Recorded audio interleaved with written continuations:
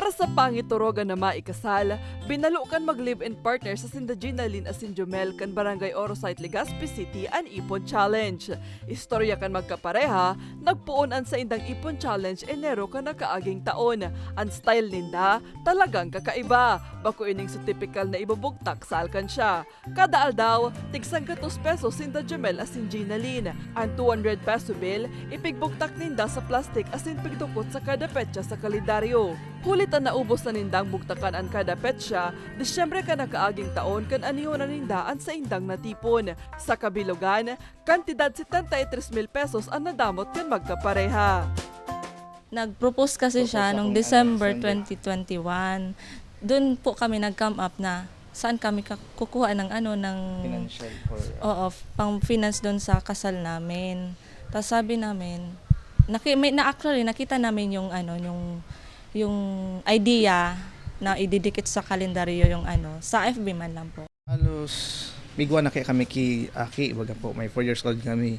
Kaya gisip mi kung paano ba kami makagul kito na halos pares kami private na nagatrabaho.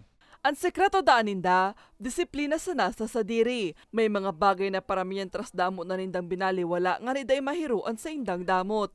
May mga oras sa piglikayan man daan nindaan pagpasyar sa luwas nga ni sana makatipid. Malaga po yun kasi alimbawa ngayon kung may emergency, may makukunan po kayong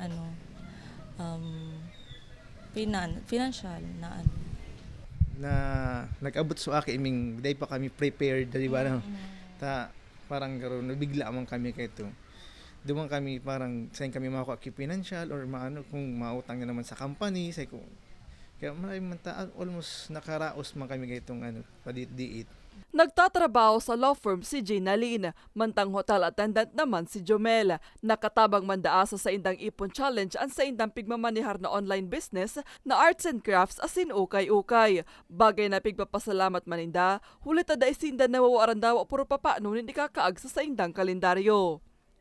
Yung nabebenta namin sa business namin, hinuhulog namin sa bangko, sinisave namin agad para kung kailangan yun ang kukunin namin.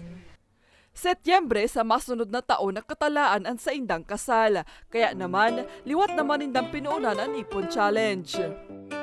Alam nyo naman po, ang pagpakasal, medyo magastos din. Kaya nag-ipon ulit kami. Sa pag-ipon, yaw na po ang disiplina sa diri. Tapos, duman mo mailing sa indun pag-ibanan kung paano masusubok. So, patient nyo ba kung siyempre sabi, may kaipuang kang gasusun, kukuha mo ito. Pero kami nagtintar na magkuha kang bigay.